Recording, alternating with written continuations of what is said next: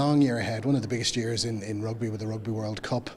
From your point of view, how do you plan out a year like that? I don't plan out a lot of it. I mean, your S&C, your national management, your provincial management do most of the planning. I'd obviously be a little bit involved in it, but you know, you're in the lap of the fixture list really in many ways. But I think a big thing we do and Joe does is you just take one game at a time. You prepare as best you can for that. You know, you hope as you accumulate those weeks, you get better each week, you get fitter each week, you get better at what you're doing each week. You hopefully hit the end of the season and you're in good shape. Do you get any downtime in a year like this? Yeah, we get plenty of downtime. I mean, during the Six Nations, we've 2 weekends off during the Six Nations, which is great because Six Nations is tough, high pressure time. It's great to unwind. We probably get about 3 weeks off in the summer, which I'd say guys might take about a week of holidays, and they probably do their own training for 2 weeks, and then we're back in for a big pre-season then. It demands a lot of support from the family and friends though, doesn't it? Yeah, certainly. I think it puts a lot of pressure on the family. Certainly we had a baby 3 months ago, and the first month of that I spent in camp, so the baby was in a sleeping routine by the time I get home, which was great, but great for me, but I suppose tough on Emily.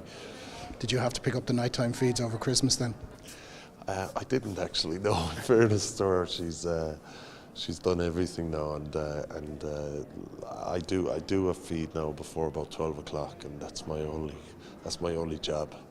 If we narrow it down to the first 2 weeks of the Six Nations Championship and take Italy and France as a block, what's the focus? How do you focus on those two games? The big focus has been on Italy. We haven't looked at France at all really. We came into camp in Christmas. We reviewed the autumn a little bit and just looked ahead at Italy and started preparing. You don't get enough time together. I mean, if you're in the province, you're training together every week. Ultimately, we're going to have 8 training sessions by the time we play. By the time we play Italy, so you just have to prepare for that one game as best you can. Everyone has to learn a whole new way of speaking, a whole new, system of line-up calls, scrummaging, defence, attack. So you don't look beyond the Italy game. You don't look at the block beyond it. You don't look at the 2 games as a block at all. You just prepare for that one game and hopefully get the result. Going to Rome, it's always a challenge. It's always a tough one. We've had some amazing days there. We've also had a couple of bad days there.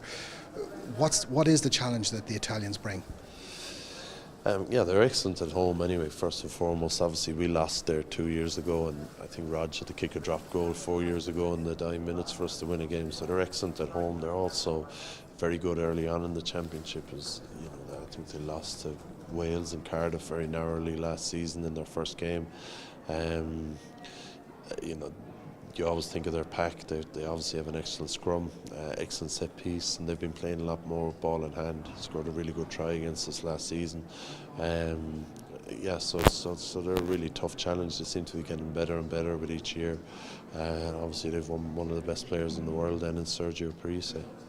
There's been talk recently in terms of you retiring and considering retirement, but are you at a stage where you're able to just soak up Six Nations like this and enjoy it, or do you have to still stay completely focused on the match? Oh, you have to stay completely focused on the match, but I still do enjoy it. I mean, it's build up and that is tough, and the day before the game I'm obviously still very nervous, but I really enjoy it. Particularly the Irish setup at the moment is very enjoyable. It helps that we've had a good winning record in recent years, and it's very enjoyable. I'm looking forward to it. And from a historic point of view, you're the last captain to lift the original RBS Six Nations trophy, with the new one being unveiled for this season. I didn't realise there isn't a whole lot of difference between the old one and the new one. We had a lot of photos taken with it before I realised it was a different trophy. But it looks nice and a nice job.